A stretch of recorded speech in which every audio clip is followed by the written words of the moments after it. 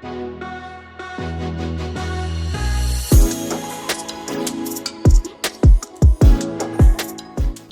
to this week's Q&A. We've got a bit of a follow-up question this week from one of our viewers in Brisbane, and this gentleman's asking us about some of the insights into a recent post we did about rentvesting. And as is quite typical of the situation that we're seeing, this person would be a first home buyer, and they're looking at what they can possibly achieve that might give them the benefits of living where they would like to live, and still investing in the property market and profiting from that over time at the same time.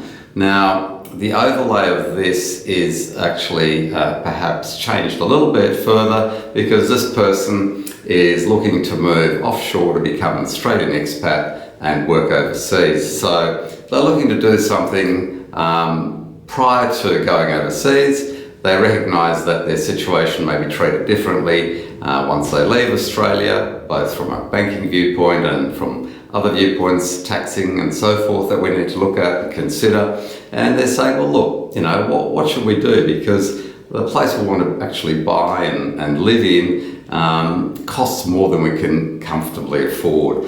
And that's something we're seeing a lot, especially in East Coast capital cities, where, you know, prices are being stretched, particularly in Sydney, and people just can't afford the repayments on the loans that they would need to take out to buy a house in the suburbs that they want to live in. So they're saying, well, look, we've got a place we can afford to rent there, and we're happy to live there. And in many instances, they're young couples that don't have children yet and have two incomes.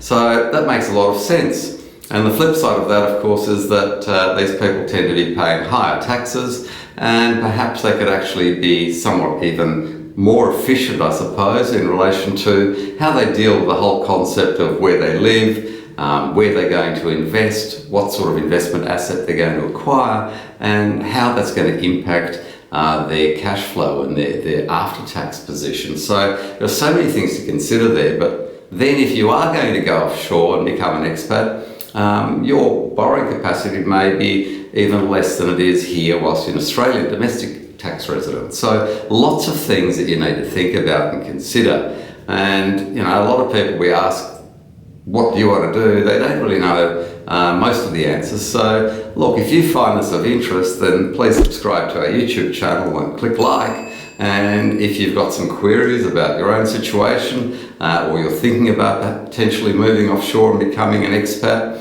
please reach out, just email us or call us, and we'll have somebody contact you and go through your own personal set of circumstances. I'm Andrew Unterweger, and I'll see you at next week's Q&A.